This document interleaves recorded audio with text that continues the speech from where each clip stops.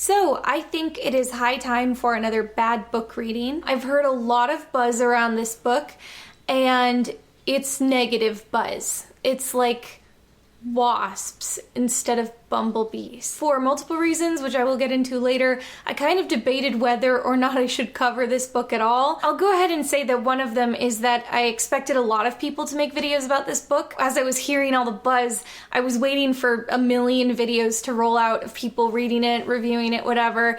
And I waited for that to happen, and it didn't. It seemed like a lot of people didn't go beyond reading the sample pages on Amazon. This isn't a genre that I usually cover, but I too read the sample pages on Amazon, and they were so terrible, and I thought they were so funny that I had to read it. Trigger Warning was written by William W. Johnstone, with J.A. Johnstone credited underneath as a co-author. William Johnstone is a prolific author of, from what I can tell, cowboy books.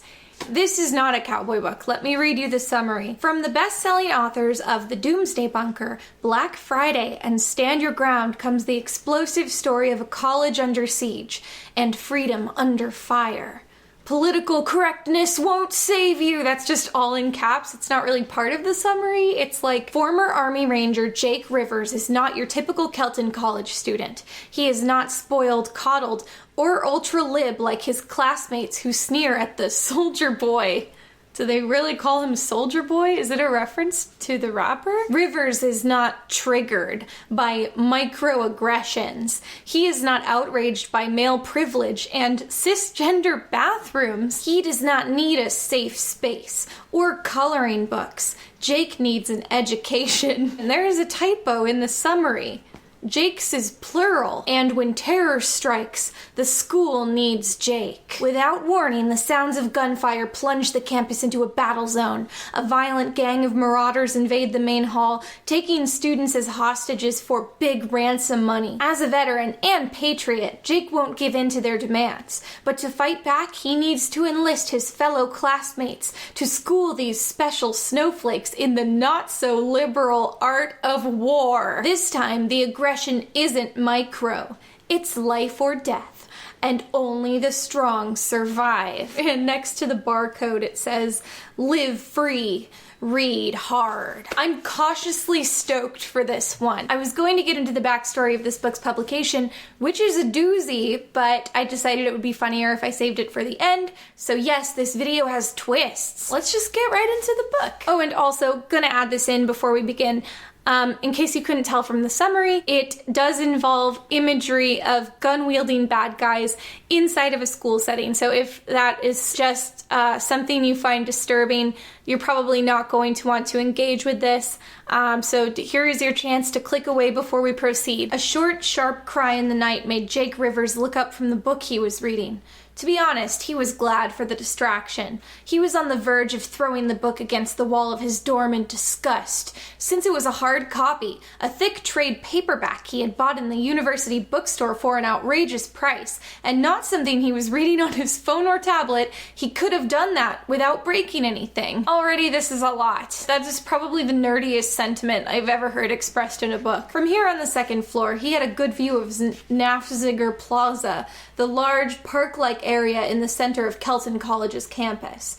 3 residence halls, Pearsall, Olmsted, and Colohan, running north. Maybe this is naive of me, I thought that first paragraph was going to go into him explaining what was in the book that was frustrating him, but instead now we're just getting like a mental map of the layout of the campus. The administration building was at the northern end, the main science building, Terrell Hall to the south. The big Burr Memorial Library was directly across from where Jake looked out the window. Knowing the premise of this book, I assume this whole layout is going to matter later when he's having to go building to building and save people. So out the window, Jake hears a female call of distress, so he goes outside to investigate. It didn't take him long to get down the stairs. A group of students was sitting in the lobby talking about something. He heard the words microaggression and privilege and cisnormative. Wow, all 3 of those words just in that short time he was passing. That must have been a very concise conversation. Annie, just be reasonable. I'm not going to let go of you until you start thinking straight. Stop, Craig, just stop. The words gasped out as the woman clearly fought to hold back sobs. "I told you it was over." Jake was still moving toward them, but he stopped as he heard what the woman said. A grimace tugged at his mouth. Lovers quarrel, none of his business. That was an old-fashioned attitude, and he knew it. But almost everything about him was old-fashioned, including his dislike of a woman being mistreated. I guess you could say he shares the sensibilities of a much older man. Of course, if he did step in to help her, more than likely she would stick up for her boyfriend and turn on him instead, accusing him of perpetuating the patriarchy and the myth of women needing to be rescued. But she literally does need to be rescued. Why does he just assume that's what would happen? It's almost as though he's the author of the book and has some incredible foresight as to a frustrating thing that's about to happen. He started to turn away. Then Jake heard the crack of open hand on flesh and stopped in his tracks. He swung around, took several more steps until he could see the two of them fairly well. She was petite and blonde, while the guy was good-sized, with dark hair and a short beard. Wow, it's like I'm there. Something was odd about the shape of his head, and after a second, Jake got it. The guy's hair was long enough that he'd pulled it up into a bun on the top of his head. Full respect that Jake is so slow on the uptake that when he sees a man with a bun, he thinks his head has an odd shape. The guy started tugging on the woman, who was actually crying now. Jake said, "That's enough, Craig. Let her go." "This is none of your business, man." He paused. "Are you one of the football players? You're big enough. But Olmsted's not the athletic dorm." I like that this other man feels the need to comment on the protagonist's bigness. "I'm not a football player, and you need to let go of the lady." "You don't have to call me a lady," Annie said. Just as Jake had expected, she sounded halfway offended. "I'm trying to help you. That's no excuse for perpetuating stereotypes and spreading toxic masculinity." It's amazing how this crazy specific thing that sounds very unlikely that Jake predicted beat for beat played out exactly like that. "I'm not scared of you," Craig shouted. "I don't care how big you are." Why is he calling him big again? "I know Krav Maga?" He had just started some sort of fancy martial arts move when Jake hit him with a left hook to the belly. Those fancy karate moves are no match for some old-fashioned gut punching. Craig went down hard, pounding his face against the concrete walk. "You killed him," Annie screeched. She came at him, hissing and spitting. All he'd tried to do was help this woman, and now she wanted to claw his eyes out because he'd hit her boyfriend. "You fascist!" she screamed. "You oppressor!" What is he oppressing? The right of men to hit their girlfriends? Jake heard a sudden rush of footsteps behind him and turned to see several black-clad figures charging him. He couldn't make out their faces, and when they yelled, "Fascist! Fascist!" and the words were muffled, he knew why. They were wearing hoods over their heads. Wait, why did it say he knew why like he had figured out something clever? He just saw that they were wearing it with his eyeballs. Then they were on him, swinging bicycle chains with locks on them, metal pipes, and other objects turned into clubs. And this peaceful night on the small elite college campus turned into a fight for his life. I love this mystery gang of like ninjas that's popped out of the shadows. Why are they wielding bike chains and like bats and nunchucks? Is this like the Foot Clan? So that's the end of chapter 1, and I have to say, completely sold so far. Jake reached up, closed his right hand around the pipe, and wrenched it free of the attacker's grip. He twirled it, jabbed the end into the kid's stomach, and sent him staggering backward. A second later, somebody landed on Jake's back and wrapped wiry arms and legs around him. "I got him!" a female voice yelled. "Kill the fascist! Down with oppressors! Kill him!" What are these characters meant to think was going on? What's the misunderstanding? Jake frowned as he saw that the commotion had attracted several dozen students. His frown deepened as he realized they were cheering on the black-clad attackers. "Wait a minute," he shouted, knowing he was wasting his time but too angry to care. "I didn't do anything wrong. I was just trying to help a woman." "Toxic! Toxic! Racist!" The black suits were on their feet again and regrouping. As they got ready to charge him, Jake flashed back for an instant to things he had seen in the past. Men in black hoods spouting Arabic as they held a Western journalist and sawed his head. Oh, okay, it's memories of stuff on the news. More black hooded figures forcing a scared child with a bomb strapped to him down a street while they threatened to kill his mother if he didn't blow up himself and some American soldiers. Are these memories that Jake has? Those same evil men and others just like them shooting at him and his buddies. Okay, so he's flashing back to the war. I don't know if all of those were specifically his own memories or if the first two were just examples of things that reminded him of his real memories. So what appears to have just happened is that Jake had a horrible flashback to some very violent and disturbing memories, which caused him lingering trauma from his time in the war because of a thing that was happening currently, which reminded him too strongly of it. And I feel like there's a word for that. Drop 'em! Drop those weapons! The shouted command came from behind him. He turned, saw the half-dozen uniformed campus cops converging on him. Phelps, deploy taser! He heard a stun gun fire, felt the fierce jab as the first set of needles pierced his shirt and lanced into his flesh to deliver their jolt of electricity. Good writing. He staggered as the shock coursed through him, but he didn't go down. I guess he's just too big. Dang it, Jake, what am I gonna do with you? Frank McRaney leaned back in the chair behind his desk, sighed, and shook his head.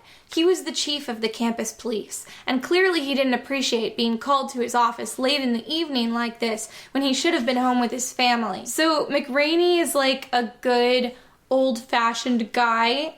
He wants to just let Jake off the hook. He's just kind of giving him a stern talking to. He understands it wasn't his fault. Most people here at Kelton didn't know who his grandfather was, but McRaney was a family friend and had known Cordell Gardner as a young man. Not super fair that he's off the hook because the guy knew his grandpa. I thought it's just because he believed in his innocence, but I was wrong. Why are you here, Jake? Is it just because of your grandfather? This is the question I have been wondering. Jake hesitated. So now Jake just starts telling us, the reader, that he has a bad relationship with his father and they don't talk anymore, and doesn't answer the question. Jake, McRaney prodded, but Jake was lost in the past. Which is the author's way of telling us that we are about to enter an extended flashback sequence 6 months earlier. Pull! Cordell Gardner tracked the clay pigeon with the shotgun, leading it perfectly as he squeezed the trigger. The pigeon exploded into small fragments as the buckshot hit it. Alright, so now we're in a conversation about him going to college with his grandfather, Cordell Gardner, who is basically Jake's father figure. He and his grandfather were standing at the edge of a large field that Cordell Gardner used for skeet shooting. The roof of the old man's house, which was big but somehow not ostentatious, was visible over the trees behind them. Gardner's estate sprawled over a lot of East Texas acres and included tennis courts, stables, and a 9-hole golf course, even though Gardner didn't play tennis, ride horses, or have any use for golf. Sometimes his guests did, though, and he'd been raised to be hospitable. It's important that we know that Cordell is rich enough to have all these things, but too masculine to engage with any of them. He was a big old man, although not as big as Jake's 6'4" and 250 pounds. I'm so glad we get a running update on the relative bigness of these characters. The shock of hair on his head was snow white, which made the deep, permanent tan on his weathered face seem even darker than it really was.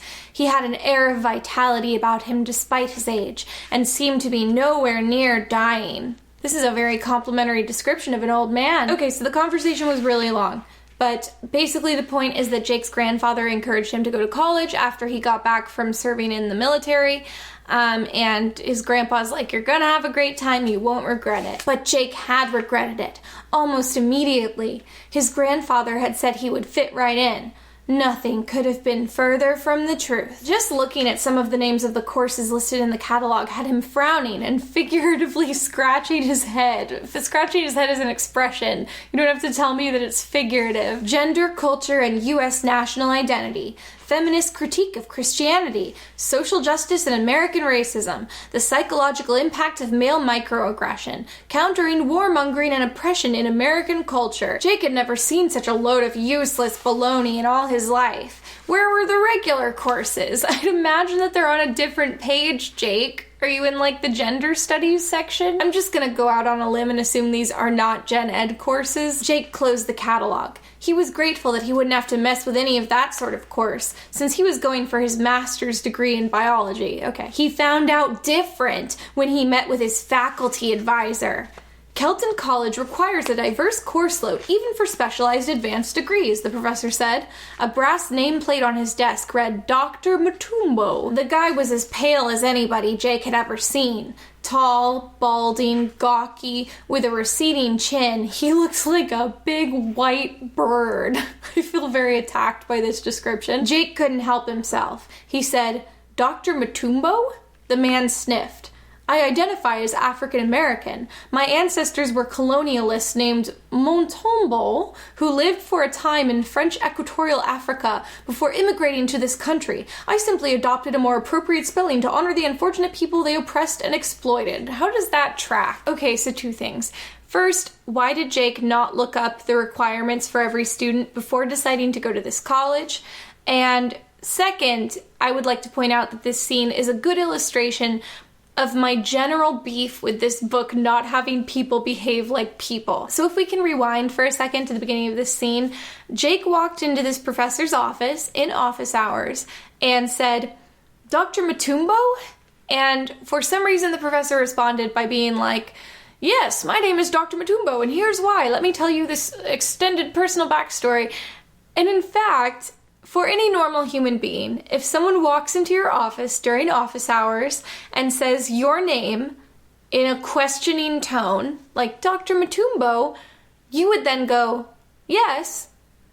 Oh, please have a seat. You're just in time for office hours. You wouldn't assume that they were asking you why your name is your name. Oh, also, Jake tells us that Mutombo has skinny fingers, so we can assume that he is not big at all. Okay, the beginning of this chapter has just reminded me that all of that was part of a long flashback, and he is still in McGraney's office, failing to answer the question. Sorry, sir, Jake said.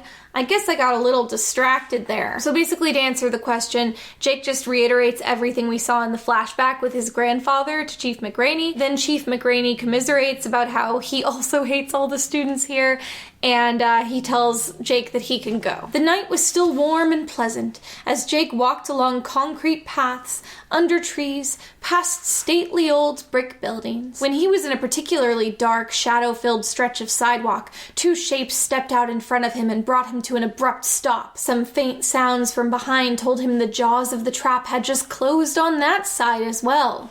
Hello, fellas, Jake said. Are you the campus patrol, come to see that I get back to my dorm safely? Jake is not only big, but sassy. A muffled voice, disguised even more by whispering, said, Shut up! Which is not very intimidating. That's right, folks. The masked goons are back. There's another fight. There is a lot of throat punching. The only difference this time being that Jake is trying to be quiet so he doesn't alert the campus police, who he believes will blame him again. And I guess, given the way this universe has worked so far, he's probably right on that count. So Jake wins. Jake walked off and left the man there sobbing. He took deep breaths as he walked along the sidewalk in front of the library. He worked his shoulders, sore but good to go. The damage he had taken in the fight was minimal, he decided. That thought was running through his mind when someone stepped out from behind one of the columns on the library porch and said, I saw what you did back there. She just stood there with her hands in the hip pockets of the jeans she wore and looked at him. It was a casual stance, but it might have been calculated to make her breasts stand out a little more prominently against the shirt she wore. If that was the case, it worked. The hair that tumbled around her shoulders shone reddish gold in the light. Jake couldn't see her eyes, but he was willing to bet they were brown. A deep, rich brown. What does that mean? Why is he willing to bet that? Are you going to take out your phone and call the cops? He asked. Would you try to stop me if I did? She asked. He shook his head. For a long moment she regarded him in silence, standing at the edge of the porch with 6 broad steps between her and Jake on the sidewalk. Then she said, I'm not going to call the campus police. I'm Jake Rivers, by the way. I know who you are. You're not exactly a run-of-the-mill Kelton College student. There are rumors among the faculty that you must be related to some big donor, but nobody seems to know exactly who it is. Or if they do, they're keeping it to themselves. You're a professor? Criminal justice. Dr. Natalie Burke. So, since we heard about her breasts, I assume that was flirting. They talk of it more and then part ways, and then we jump to the next morning when the president of the college is asked to see Jake. As he walked toward the administration building the next morning, he noticed when someone stepped up beside him, hurrying to keep up with his long-legged strides. His legs are as big as the rest of him. "You look different this morning," Dr. Natalie Burke said. "Am I allowed to say you look nice?" Jake asked. "Or is that a microaggression? Coming from someone as big as you, I'm not sure a microaggression is possible." This is my favorite running bit, and it does not disappoint. The trigger warning drinking game is every time Jake is big. I just skipped like 20 pages. The president is mad at Jake because the students he beat up are going to try to sue him for beating them up. The president wants Jake to drop out or transfer, but he refuses. "You're determined to remain enrolled here?" "Yes, sir, I am." "Then please try not to cause any more trouble." "I never set out to cause it," Jake said, "but I'm not going to run away from it either." "Good Lord, you sound like John Wayne." Jake grinned and said, "I'll take that as a compliment," as he opened the office door and went out. "Why, you sound like a character from some kind of cowboy novel." Chapter 10 is from the perspective of our supervillain, Matthias Foster? Is it Matthias? Matthias? I think people say Matthias, and I think maybe that wasn't originally how it was pronounced, but that's just one of the pronunciations now. This chapter is basically just him surveying the school and acting evil and alluding to his dark plans. I'm just gonna skip all of it. The only thing really of note is that his accomplices have hilariously basic names. We have Jimmy, Hank, Carlos, Ben, and Lucy. Back at Jake's dorm, there is a knock at the door, and it's Big Grandpa Cordell, which is extremely weird. I don't know why he came to Jake's dorm on the college campus instead of just like calling him. Basically, he is here to explain that he paid off the families of all the students who wanted to sue to make it disappear for Jake, so there's nothing more to worry about. He encourages Jake to stay in school and then he leaves. Another knock sounded on the door.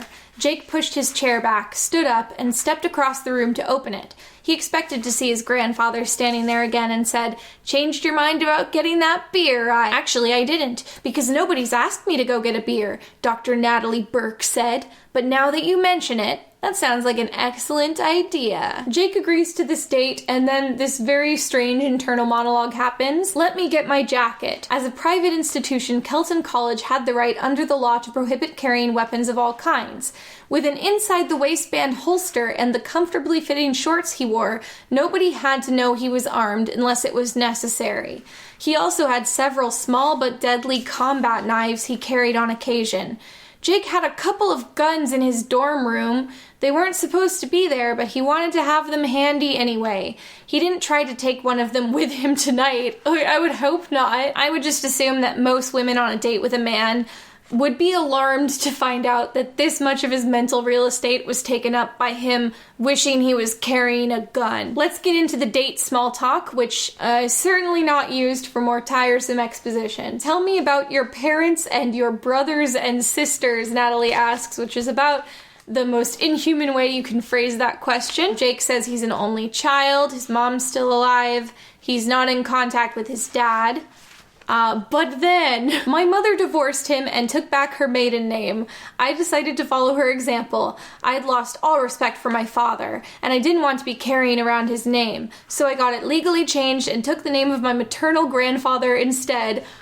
Big Joe Rivers. We have another big man. Bigness runs in this family. Any other relatives? My mother had 2 brothers, but they're both dead. One went nuts and died in an asylum. I know I'm an insensitive lout, but at least I didn't call it a loony bin. What? And my other uncle was killed in an explosion. This is peak first date conversation. The blast blew up him and his wife. I was too little to know anything about it at the time, but later on I heard rumors that it was mob related. And for the record, he follows up this info dump with no questions about Natalie's family whatsoever. They split an order of potato skins to go along with the beers they drank. 3 for Jake and 2 for Natalie. It's probably because he's bigger, so. I'm skimming most of this, but this line is funny. "A tale told by an idiot, full of sound and fury, signifying nothing," Jake quoted. That's kind of the way I look at social media most of the time. They bond some about how the school is full of snowflakes who they hate. It's kind of the only thing they have in common, and it's most of what they talk about. No matter who gets offended over what, they pitch a hissy fit and demand safe spaces. Jake smiled. "You know who Audie Murphy was?" "The name's vaguely familiar," Natalie said with a puzzled frown, "but I can't place it." "Farm boy from here in Texas. He went off to fight in World War II and wound up as the most decorated soldier in the history of the country. After the war, he became an actor, mostly in Western movies. A better actor, generally, than most people give him credit for." This sounds like a very personal rant coming from an old man who's overly invested in the career of Audie Murphy. When Audie Murphy was 19 years old, like a lot of these precious little snowflakes, his safe space was behind a .50 caliber machine gun. 1. That critique could have happened without mentioning Audie Murphy at all, and outing yourself as an old man trying to write a book with a young protagonist. 2. Audie Murphy had crippling PTSD. He suffered for much of his young life from stress headaches, vomiting, and nightmares. I guess it's literally and depressingly true to say that his safe space was behind a gun, because he actually felt unsafe for many years falling asleep without keeping a gun under his pillow, which was not included in his biography as a cool, triumphant thing. During one particularly bad episode, he actually pulled a gun on his wife and almost killed her. He spent the bulk of his later life advocating for PTSD research and more sensitivity toward how soldiers are emotionally affected by being in wars, and dealt with his own emotional baggage by writing poetry. He was probably a poor example for Jake to try to draw upon for the point he was trying to make. Anyway, let's get back to the date. "Exactly how old are you, Jake?" 24, he said, then took another pull of the beer. "But my grandfather claims I have an old soul." My grandfather claims I have the soul of an old novelist. "You're an interesting person, Jake Rivers. I'm not sure what to make of you, and mysteries have always intrigued me. You're full of contradictions. You're a warrior, but you're also a philosopher. You quote Shakespeare. You're young, but you look down on people your age and venerate soldiers from a war that was fought 3 generations ago. You're quiet-spoken and gentle, and yet you've been one of those rough men ready to do violence on other people's behalf. When you need to be, you still are a rough man." Girls always say stuff like this on first dates. She tipped her head back, and, despite the poor light, he had no trouble letting instinct guide him so that his lips found hers. She rested the fingertips of her left hand on his chest and slipped her right arm around his waist. It was a good kiss, with just enough heat and urgency that they both tightened the embrace, but with the natural restraint of a first kiss. It definitely held the potential for more, Jake thought. It was a good assessment of a kiss. That was when the rush of footsteps came from the darkness around them, and Jake knew that hell was about to break loose yet again. Natalie let out a startled "oh" as Jake gave her a push that sent her staggering back away from him. I would love if, when he shoved Natalie, she now called him a fascist. He didn't see or hear any attackers coming from that direction, so his instincts told him that was the safest place for her. So I guess you could say that she needed a safe space. Those black-hooded Antifa fanatics! They were after him again, even though he had put the last 4 in the hospital. With the heel of his hand under the man's chin, he shoved up as hard as he could. The man had to let go of him and jerk away, or else Jake might well have broken his neck with that thrust. I'm pretty confident that every fight thus far has mentioned Jake having to be careful not to break necks. So it's good of him to be conscientious, I guess. So there's another punching and kicking fight. Some more mentions of almost snapped necks. Just to recap, this is our 3rd fight of the book. Fortunately, the cop who intercepts him this time is the good old man, Chief McRaney, so he's not going to get Jake in trouble. McRaney blew out a breath. "I know you, Jake," he said. "You play by your own rules and figure you can take care of yourself. And 99% of the time, you're right. but getting on the wrong side of 99.9% of the student body and about that many of the faculty the way you have, you're booking heavy odds. Messing around with a professor is just going to make it worse for you. I appreciate that twice in the same evening, Jake has had near strangers offer monologues about how cool he is. Next day, Jake is going to class. You're going to be shocked to learn that another fight is about to happen. I told you to watch where you going. It's a typo. He was about Jake's age, maybe a little younger, wearing a black t-shirt with #resist and #fascism printed across the chest. If I may give this kid some constructive criticism, you really don't want to separate fascism into its own hashtag like that. It might give the wrong message. The man who had been mouthing off at him was about to hit him.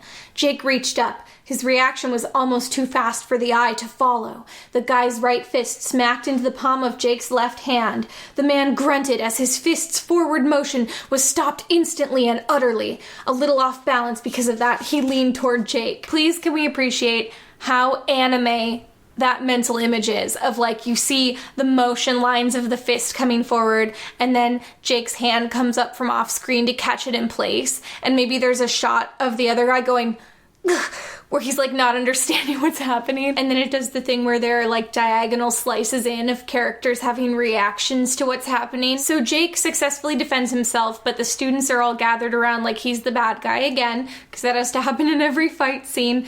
And then afterward, a black kid named Pierce runs up and is like, hey man, I recorded it all on my phone and I can send it to you if you need to prove that you're innocent. I appreciate the gesture.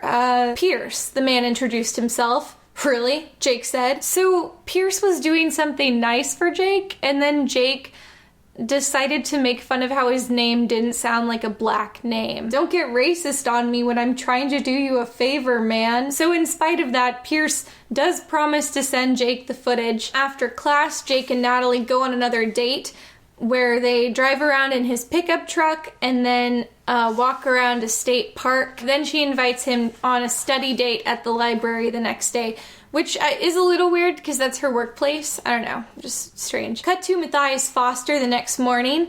He kills 2 groundskeepers, hides their bodies, and then waits for the other 3 groundskeepers to arrive, at which point he holds them at gunpoint and demands that they give him their coveralls. So usually in a movie, when a character needs to be undercover on very short notice, they will end up tying someone up in a supply closet and taking their clothes. However, if they have advance notice and this is like a long con and the workmen's outfits are just standard coveralls and not some kind of unique uniform, you can just order coveralls online. Like, you can go on Amazon. I would imagine that the average student wouldn't even know what kind of coveralls to look for. They would just see a man in coveralls and be like, he must work here, sounds legit. Now we get some Pierce POV, good old Pierce, who we just met. Pierce saw the other 4 members of his political science study group in the area where they usually gathered. Farid was a wiry young man who shaved his head but kept a layer of dark beard stubble on his face. You don't have to say beard stubble.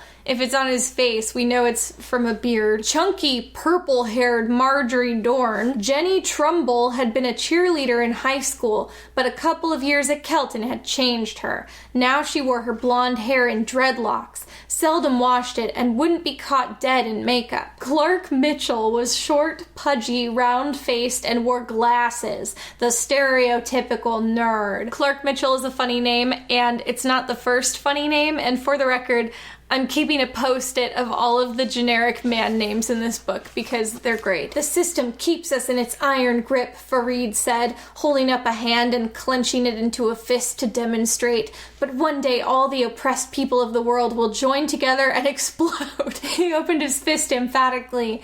Then there will come a reckoning for the sinful Western society and all its ills.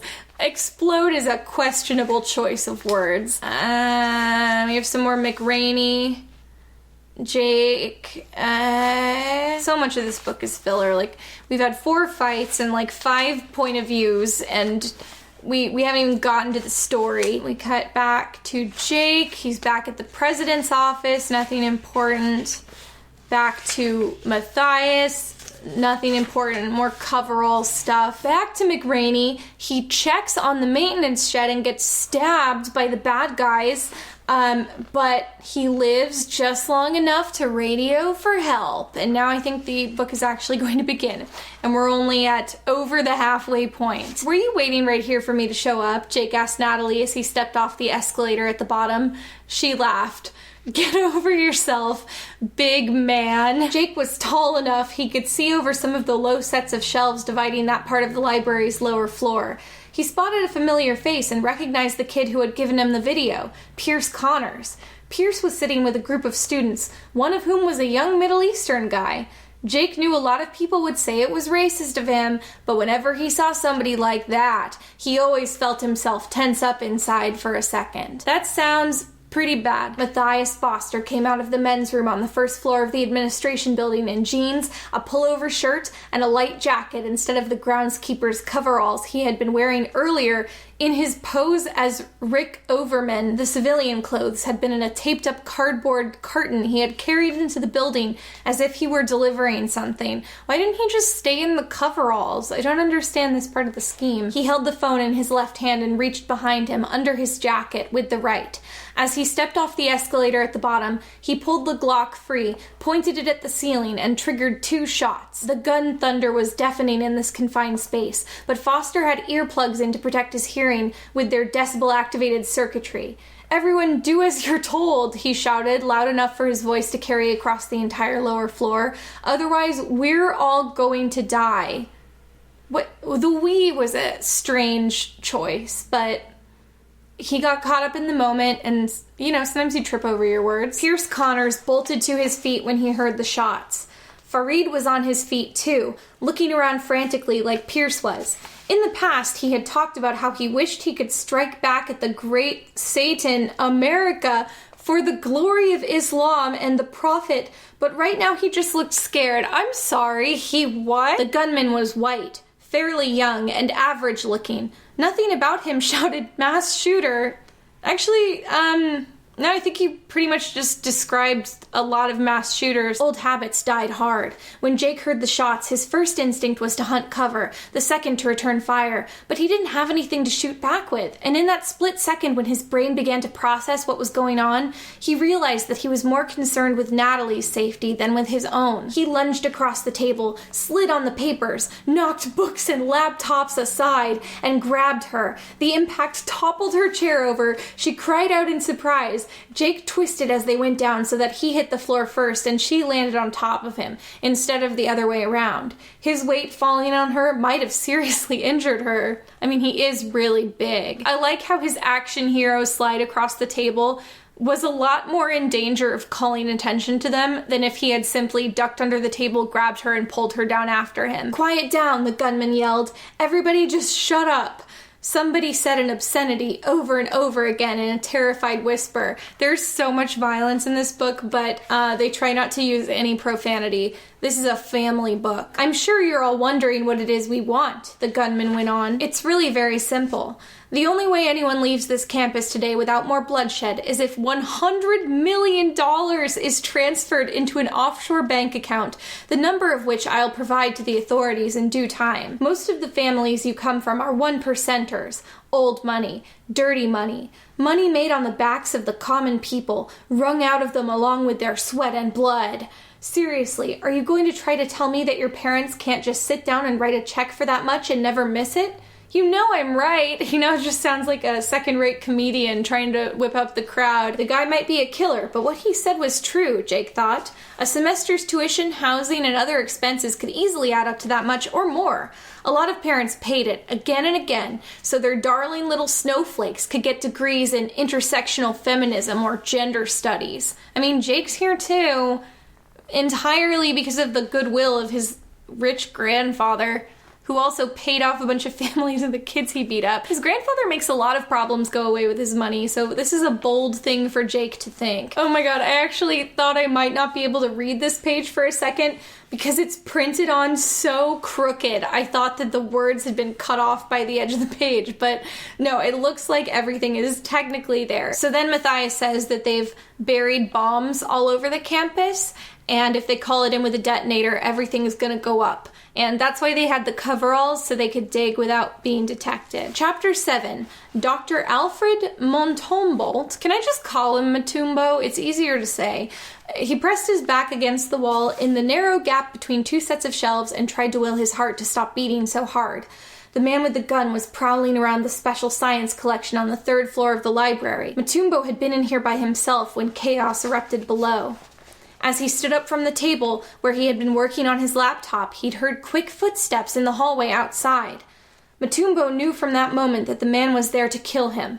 Not him specifically, maybe, but anyone he found here. Fortunately, Matumbo sneaks into a storage closet where he's able to stack some boxes and push up a ceiling tile and get himself into the vents, or at least the gap under the ceiling tiles. So he's disguised for now. He thought about his ancestors then. Ever since he had been old enough to understand the evils of imperialism, he had been ashamed of the role some of his forebears had played in colonizing Africa. They had been brutal exploiters and killers. But if one of them had been able to come down through the mists of time and stand between Matumbo and that gunman right now, he would have welcomed the old reprobate with open arms. I can't even begin to break down this thought process. I would imagine that no matter what life-threatening situation I found myself in, I wouldn't suddenly start to think, gosh, I would even accept the help of the Zodiac Killer right now. Why did I always hate the Zodiac Killer? You know, I always had really unkind thoughts about the Zodiac Killer, but if they could somehow magically appear right here and now and decide to save me from the bad thing that was happening, well then I would just feel like an idiot for not liking them. Back to Jake, he is evaluating his chances of stopping this. If Jake was going to succeed in stopping this somehow without a great loss of life, he would need to be very careful. Fareed then tries to join the gunman. Pierce gets mad at Fareed, which for some reason causes the whole study group to turn against Pierce. On the other side of the table and underneath it, Jenny, Clark, and Marjorie were looking at them. Marjorie stared at Pierce and said, "Uncle Tom?" "How do you even know about that?" Pierce asked. "About Uncle Tom? I've studied history. Evidently that's more than you can say." And then they just explain to him what Uncle Tom means. I don't understand. Pierce thinks about how his only hope now is Jake Rivers, the big man himself. We get more McRaney. Paramedics are trying to take Chief McRaney away for treatment, but he insists on just getting a Band-Aid and staying to help. Jake had no idea how many other buildings had been targeted, or how many members of the gang had been assigned to each building. How many total were on campus? 40? 50? If somebody on the outside was smart enough, they might think of shutting down all the cell towers around campus. They might even be able to block walkie-talkie signals.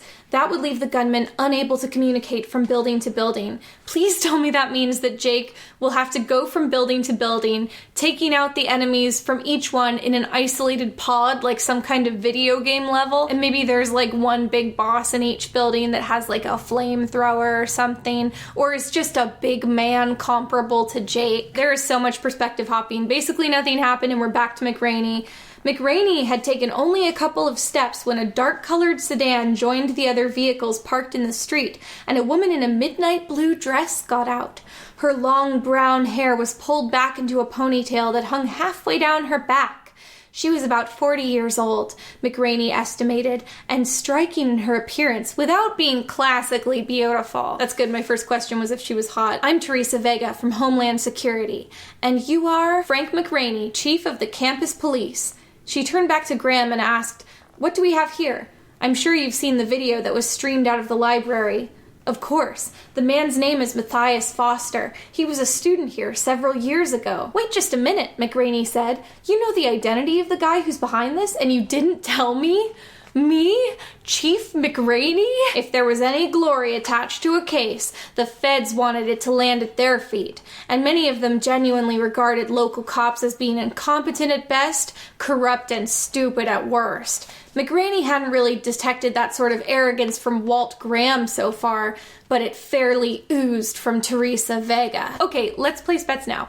Is Vega an enemy, or is she a love interest who's going to be won over by McRaney's folksy skills? Foster was enrolled here for 3 semesters. I doubt if you remember him. He didn't get into any trouble while he was here, as far as we've been able to uncover. Foster was what used to be called a radical, went to some protests and helped organize a few of them, posted a lot of #resist on social media.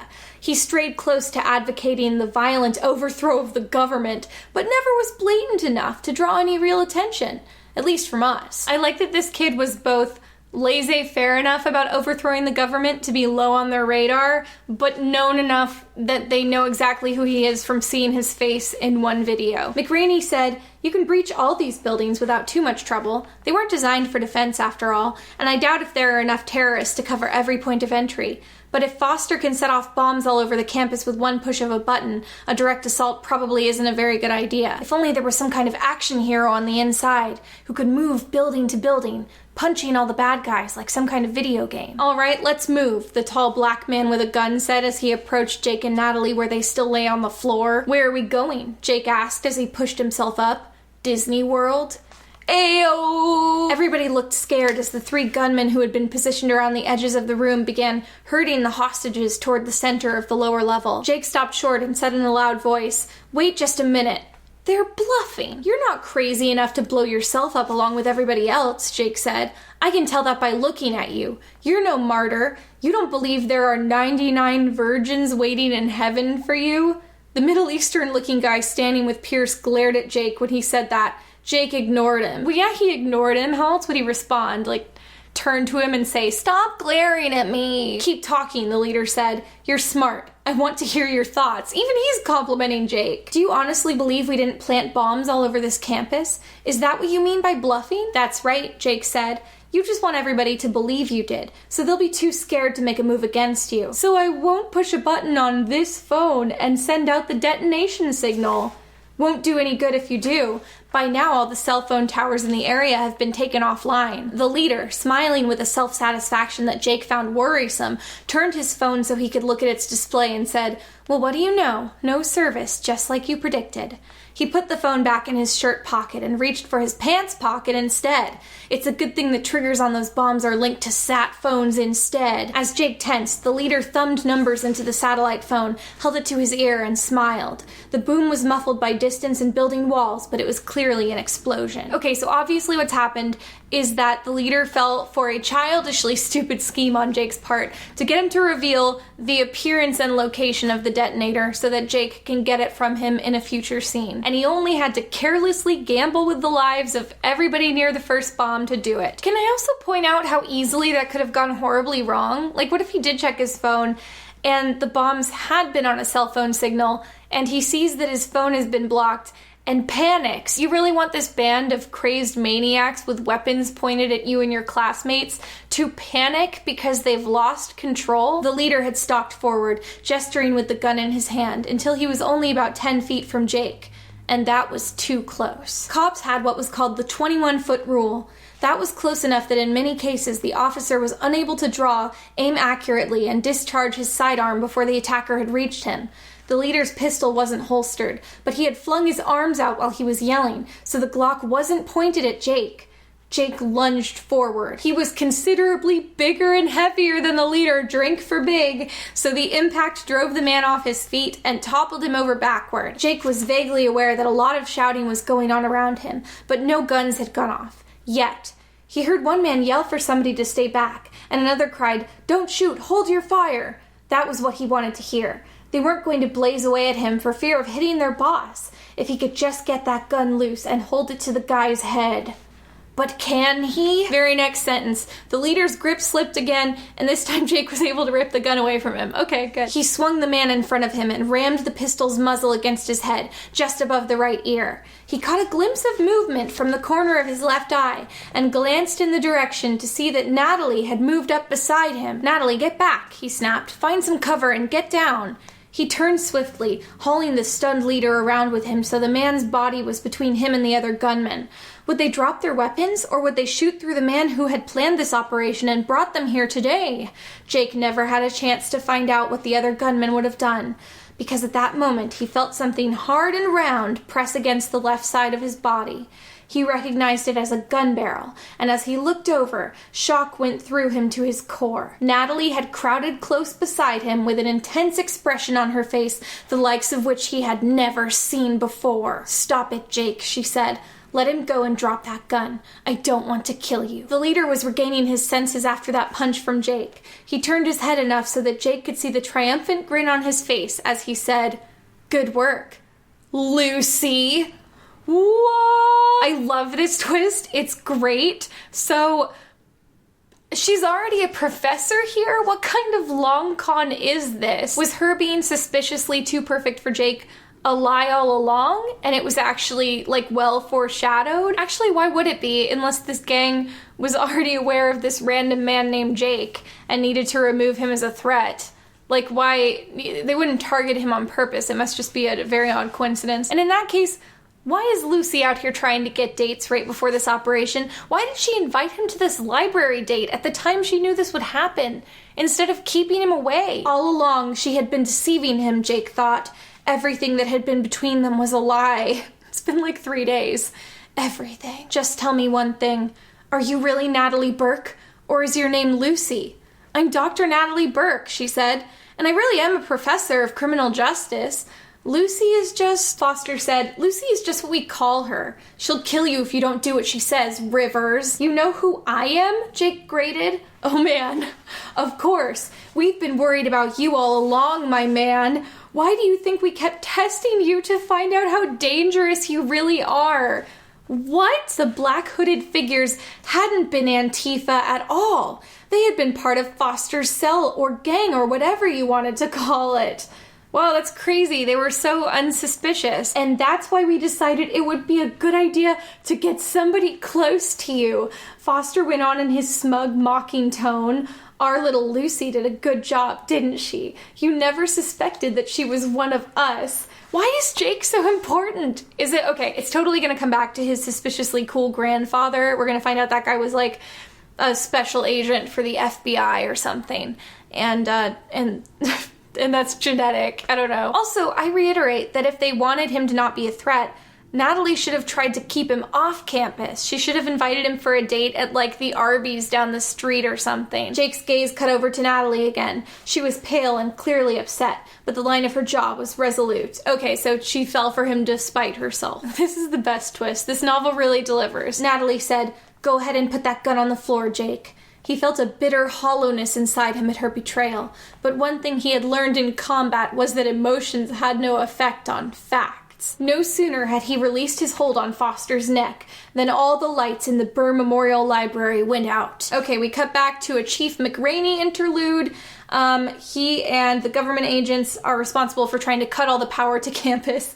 And they literally do this by calling the power company, and then the whole phone conversation is written out of them negotiating with the guy over the other end of the phone about the best way to shut off the power to the campus. It's a very action-packed chapter. For a couple of seconds, everyone down there, including Jake, couldn't see much of anything. He twisted sharply and lashed out his left arm. His forearm struck Natalie's arm and knocked it to the side. Jake planted his hand against her shoulder and gave her a hard shove that sent her flying backward.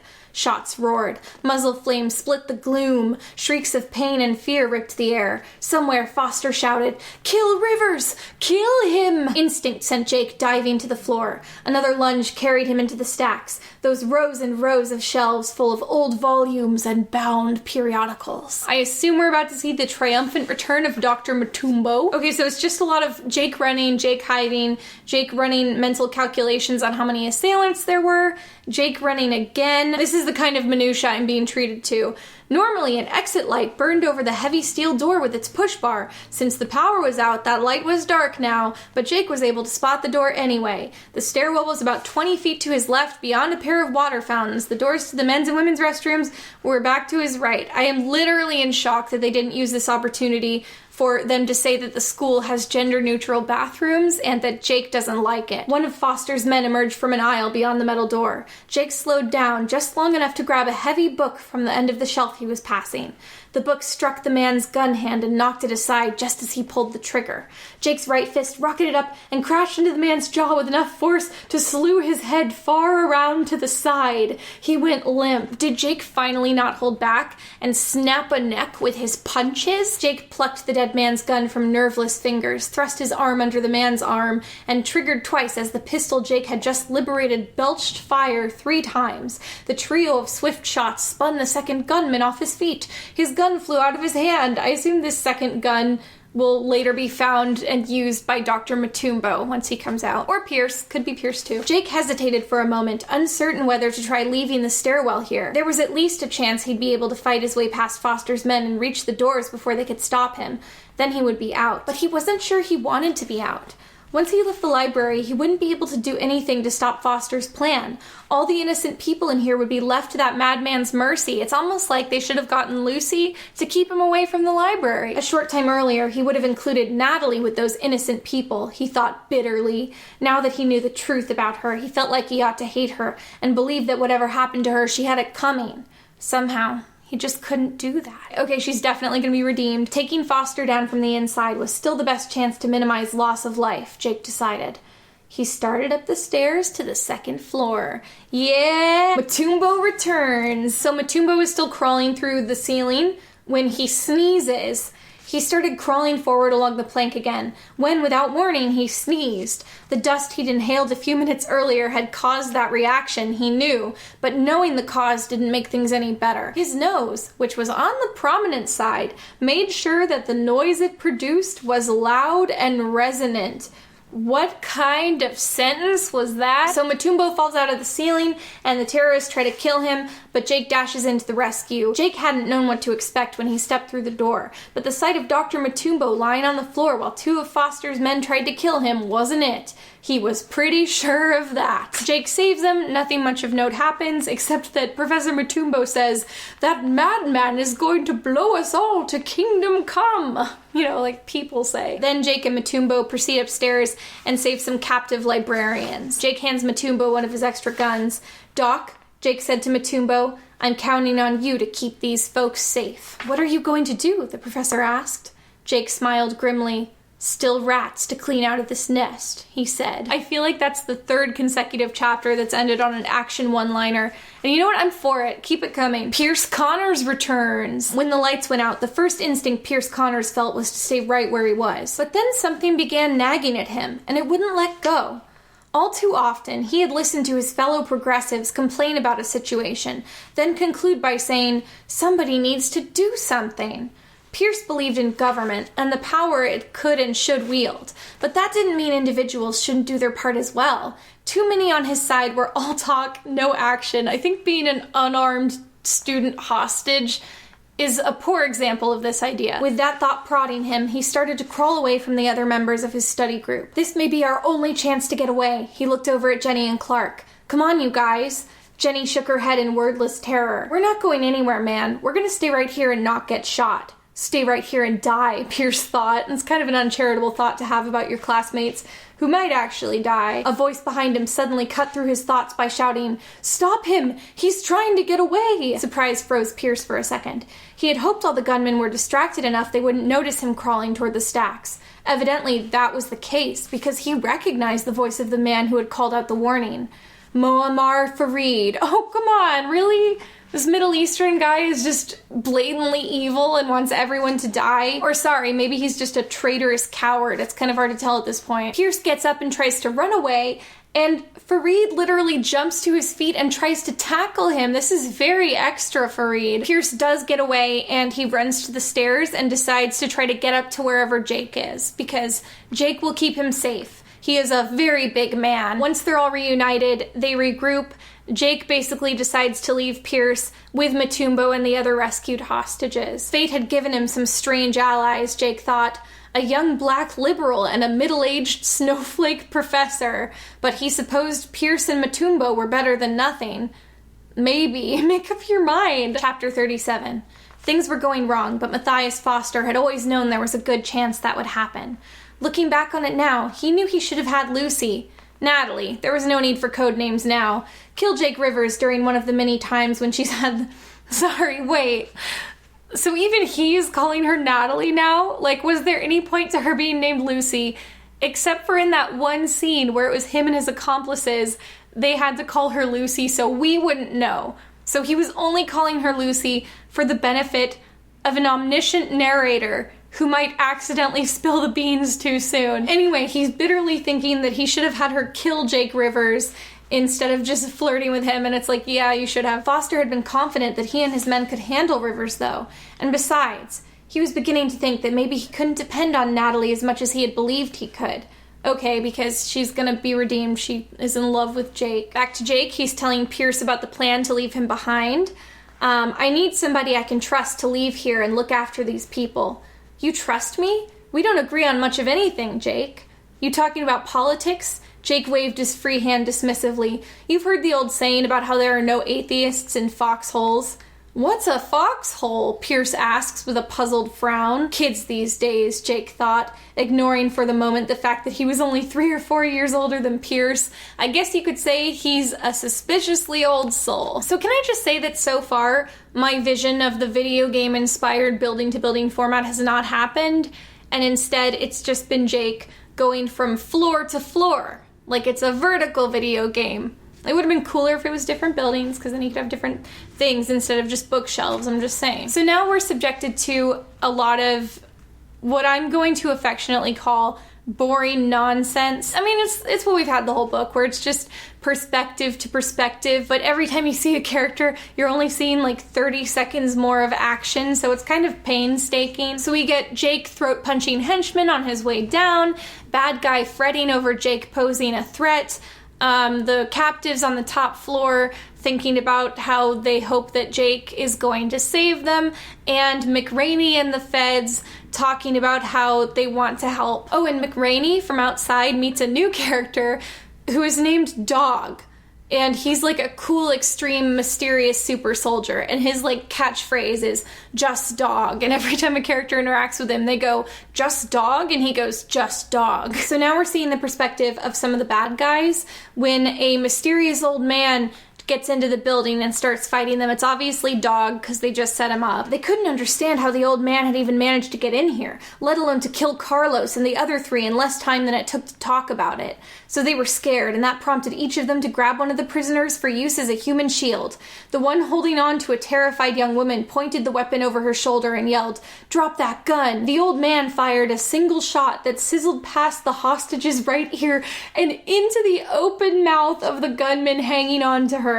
The bullet shattered the man's spine and dropped him so fast he never had a chance to pull the trigger on his own gun. So that's Dog. The maintenance man quickly unlocked the door and flung it open. He looked back at the stranger and asked, "Who the hell are you, anyway?"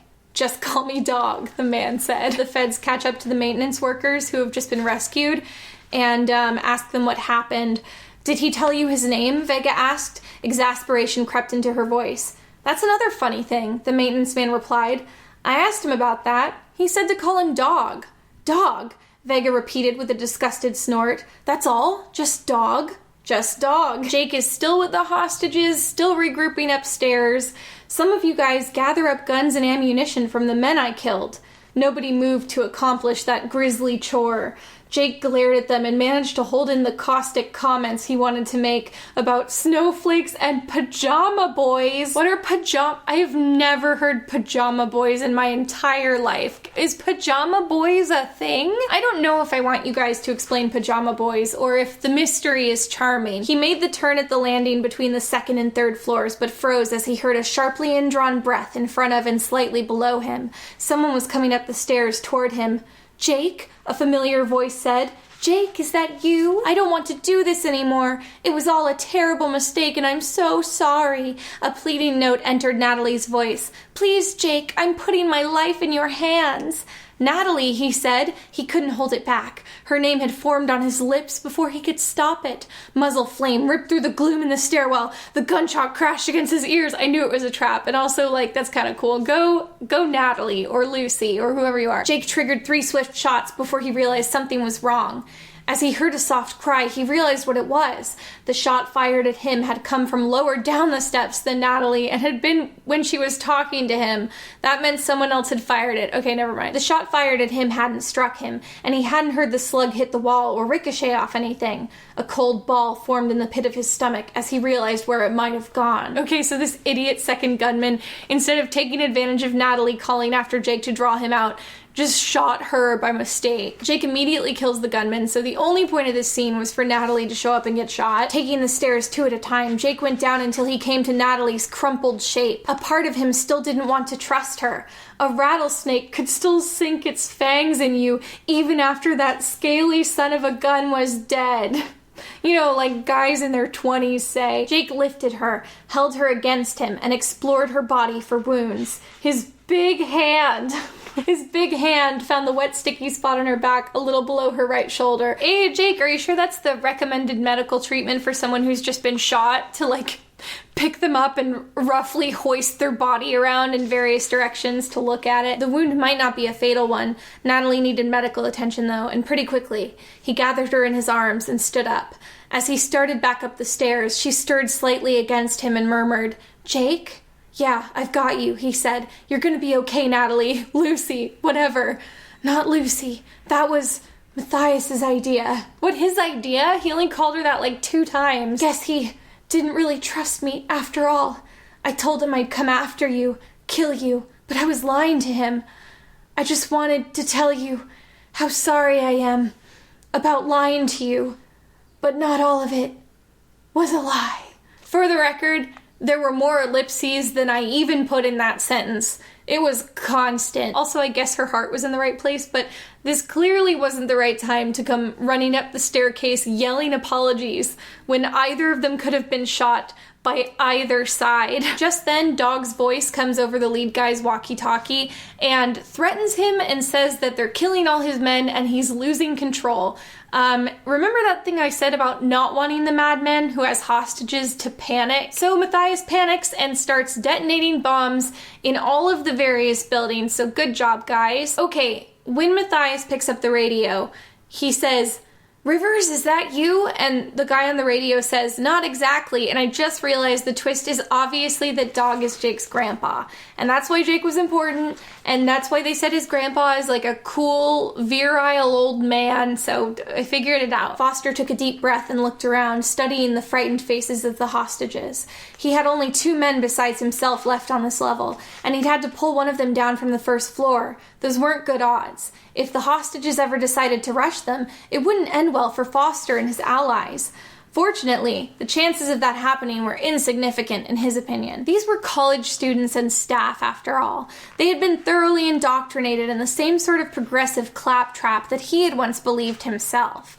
They considered themselves superior, the elite who were too smart, too woke to ever embrace violence. Escaping violent kidnappers is very unwoke. One of the campus cops, named Cal Granderson, who previously has not agreed with Jake's politics, gets into the building and starts throwing heroic punches. He almost dies, and then Jake saves him by throwing some of his own punches. And then a pink-haired hostage girl who Jake just saved scolds him for having a gun in a safe space. Back to the feds and McRaney. Agent Vega is asking more people about Dog and saying, "His name is just Dog?" And they're saying, "Yes, his name is just Dog." When will this book end? So Jake is working with the campus cop, Cal Granderson. He did get mentioned a few times before. I didn't know what to leave in. I don't know in the moment what is important because there's so much in this book. So anyway, Cal makes a heroic sacrifice. He's already badly wounded, so he decides he's going to ride the elevator down to the ground floor as a distraction and get shot at by all the bad guys so that Jake can sneak in down the stairwell. "You'll run right into a swarm of bullets if you do that," Jake protested. "Won't matter. Blood's already leaking into my lungs and guts. I won't make it. but I can distract him. So thanks to Cal's distraction, Jake gets the jump on Foster's men. I'm so excited. This book is so close to being done. The detonator's right here in my hand, Jake. Foster said, it won't be long now before the big body count will belong to me. Do you think the big body count refers to killing only Jake? So it's a body count of 1, but it's a really big body? Jake froze where he was. Don't do it, Foster. That brought another laugh from the terrorist. Or madman. Pretty much the same thing. Don't try to talk me into surrendering. I'll never be taken alive. Victory or death. If you don't want to be taken alive, forget about blowing anything up.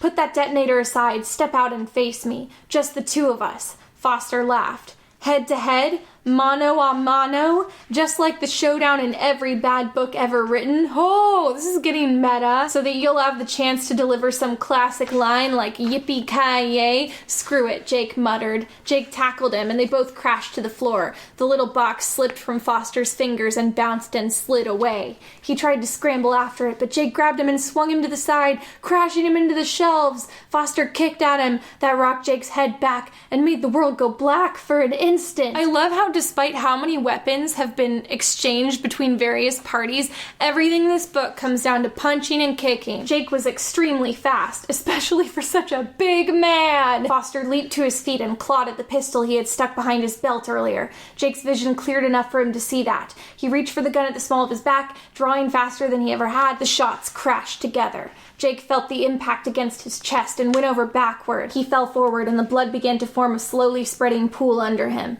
Jake lay there mostly numb. He was only vaguely aware of the tactically armored, heavily armed figures that began to swarm around him a few moments later. Okay, so Jake did it. And now the feds are here after everything ended to take him to the hospital. The death toll of innocents that day at Kelton College was 16. It could have been much higher. Easily could have been. 23 terrorists were killed. 5 were taken into custody, including Dr. Natalie Burke, who is expected to recover, under heavy guard, of course. Counselors provided by the college were overworked as they tried to help the students deal with the trauma they had gone through.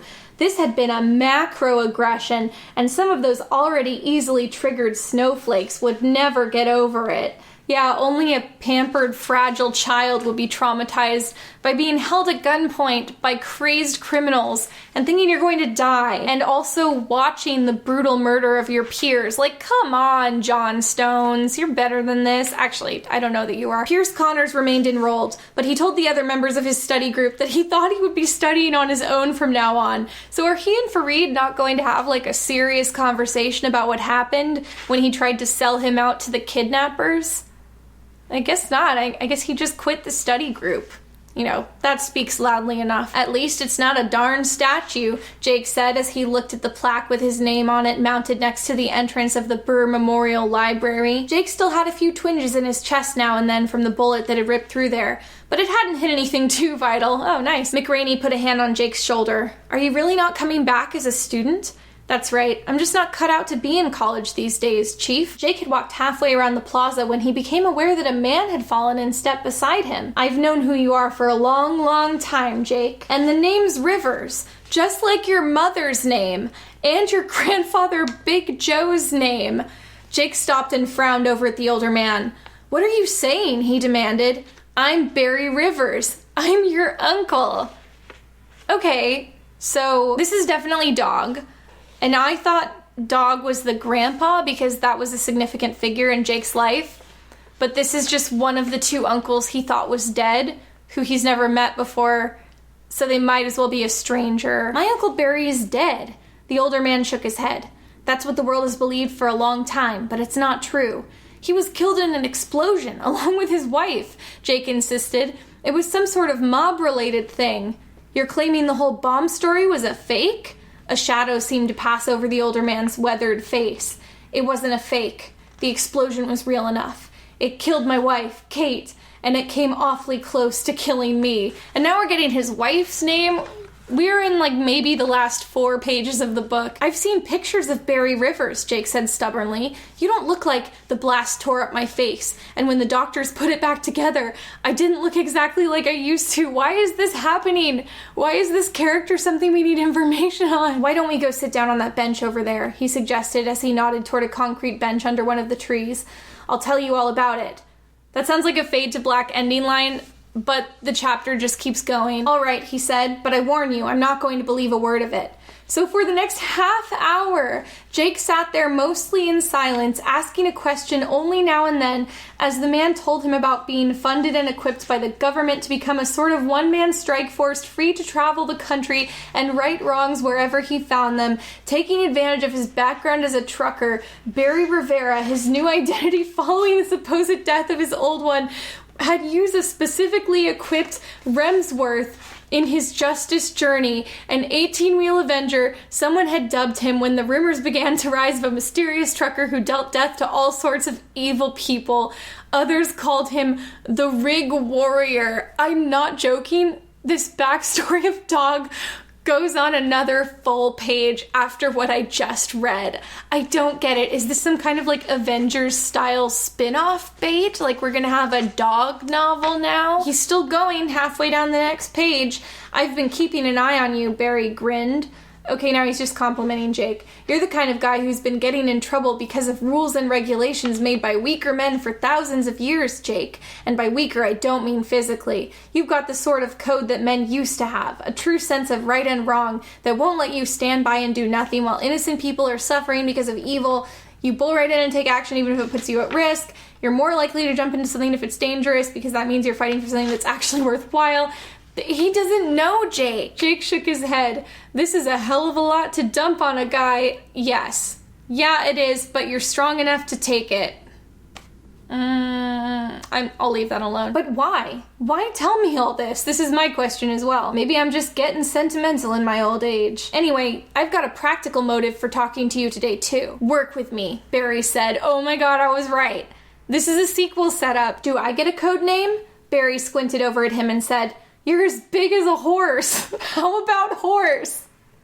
Please. No, Jake said, shaking his head. Not horse. That's not a good code name. He thought about it. Now stallion, maybe. I don't think so. Barry clapped a hand on his nephew's shoulder as they walked off into the pleasant autumn afternoon. We'll work on it.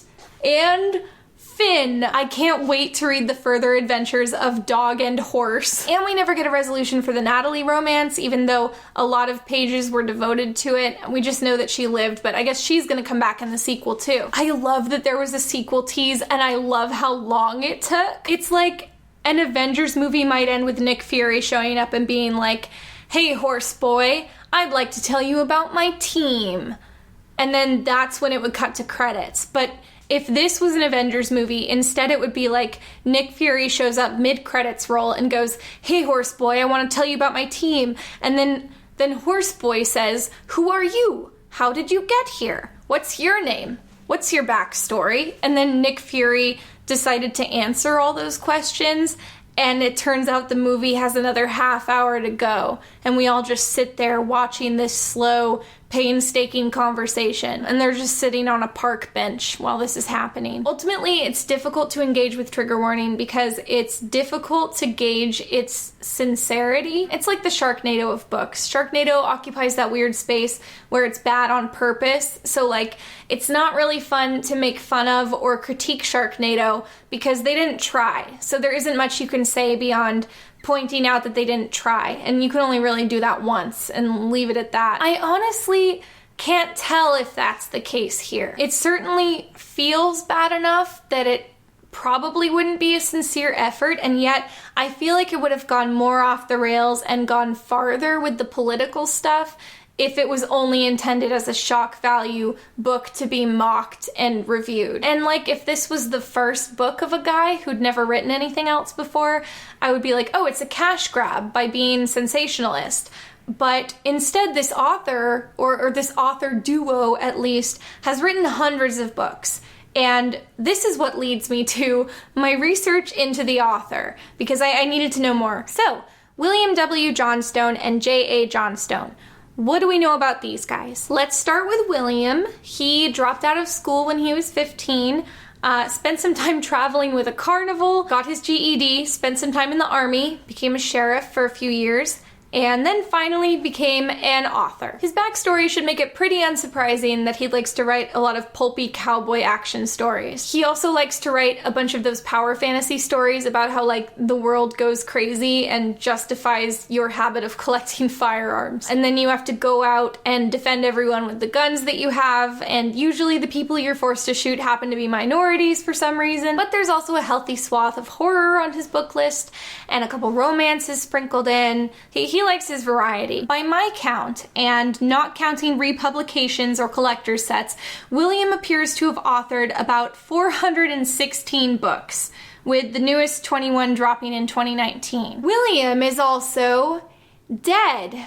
He's dead. I told you there would be twists. He's been dead since 2004. The interesting thing to note about his death is that it was publicly unconfirmed for years. Fans were left to speculate about whether he was alive or not on now deleted fan forums before it was finally quietly confirmed on a little publication page in one of the books, a full 3 years after his death. In making this video, I wanted to show you what I found on the website when I ordered Trigger Warning, but the Johnstones edit this website extremely frequently. Just in like the week that passed, everything had completely changed and I couldn't find any of the text I saw the first time.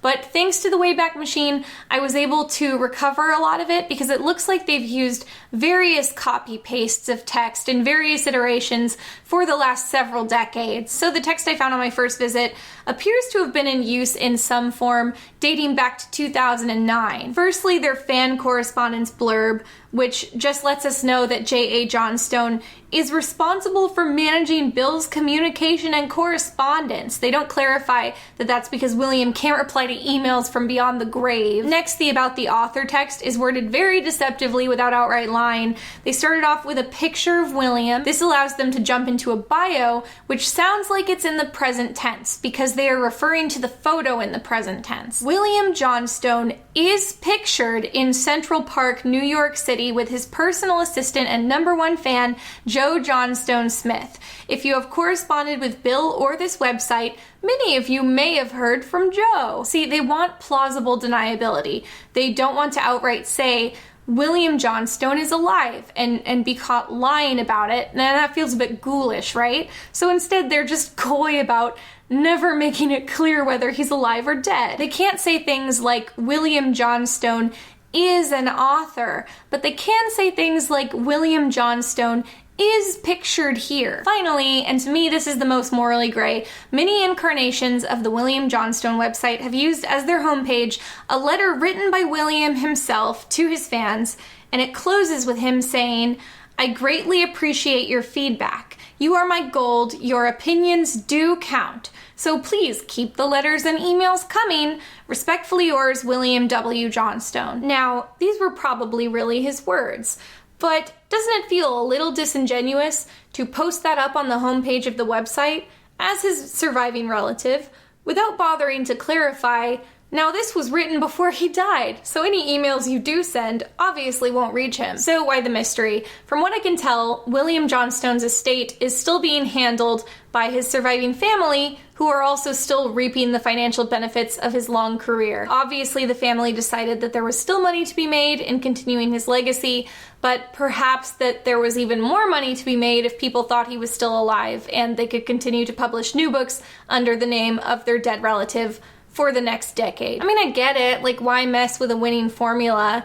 It also seems very insidious and creepy, but I get it. And they've been more or less getting away with it for 15 years. I think only big fans bother to check and find out that he's dead. If I may play junior detective, I'm gonna go ahead and guess that he stopped actively writing in the late 90s, around 1996, and then maybe at that point he had some unfinished manuscripts that were ready to be cleaned up and sent to publisher, maybe fleshed out a little more, but they were mostly his work. The reason I think this is if you look at his book list, his action titles seem to taper off in the late 90s and then pick up publication again in 2005. Plus, I can't help but notice that William seemed to really enjoy writing horror novels through all of the 80s and 90s, and then stopped stopped abruptly in 1996 and hasn't touched the genre since. I take this to mean that J.A. Johnstone has been doing most or all of the writing post-1996 and either isn't interested in the horror genre or cynically decided there wasn't as much money in it. So as I said, if we include the announced releases for 2019,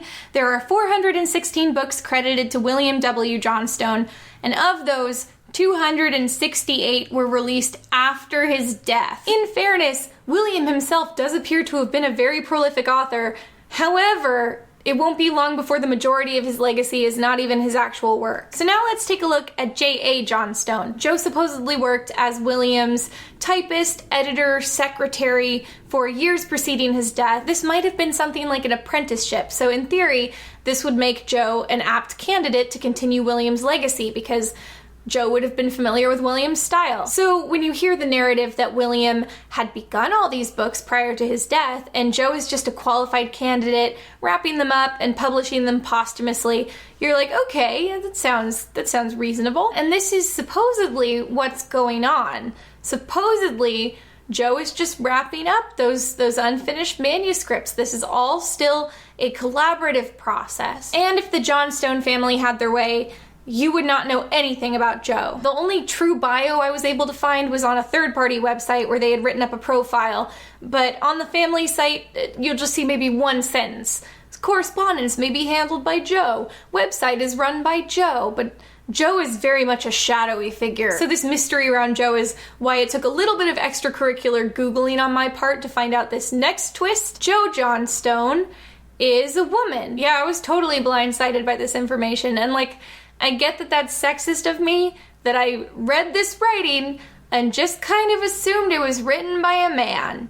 I thought that Joe was a nephew or son or perhaps grandson, but Joe is Joanne Johnstone, and she is his niece. In my defense, I think a lot of people see initials and just assume it's a man, which is why when they published Harry Potter, they did J.K. Rowling, because they didn't want little boys to see a woman's name and think it was a girl book. And come on, we all know why I thought this book was written by a man, right? And I think it's not a coincidence that I had to go out of my way to get this information. I think it is being deliberately concealed. In the book itself, and on most incarnations of their beautifully designed website, the Johnstones are very careful not to refer to J.A. Johnstone by any pronouns at all. It's not really rocket science to start drawing conclusions about why that might be. Johnstone's work is targeted at a very male demographic, a very manly male demographic, a very big man. They're about soldiers and cowboys and action heroes, and who knows if the male audience would trust a female perspective on that kind of story. But surely by now, Joe's body of work,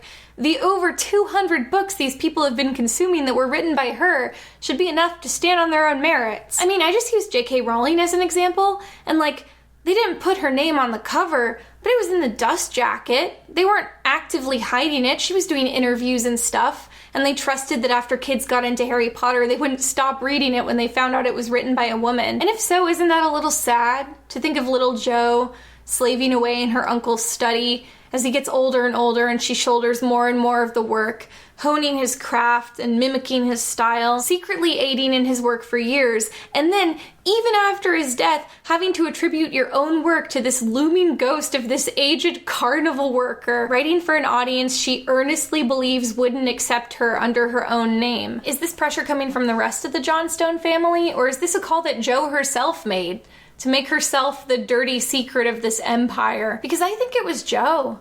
Joe is the one that's running the website. She seems in charge of the way the company comes across. I don't know, this meta story is just very interesting to me. And I'm not going to make any definitive statements, but I feel like I have a pretty good guess for why there's all this subterfuge on the part of the Johnstone family. I think Joe operates this way because she doesn't even have a clear picture in her mind of what bad thing would happen if this ruse fell apart. I think she knows being forthright would be healthier and less stressful and less creepy if they were transparent and they published the books under Joe's name, and on the inside cover they're like, she learned her craft from her famous and beloved uncle and carries on his legacy through her own work. It's very possible that nothing would happen and they would sell the exact same amount of books. But it's at least possible that something bad would happen. And I think to Joe, maintaining the status quo, even if it's not making you happy, is just the safest option. Because the status quo is safe. and known. That's why William dabbled in horror and Jo never does. She just expands on her late uncle's most popular topics again and again. I think J.A. Johnstone is very afraid of the idea of change and the unfamiliar. I think it intimidates her. It's definitely some pretty heavy baggage, but fortunately, she doesn't allow it to affect the themes of her writing at all.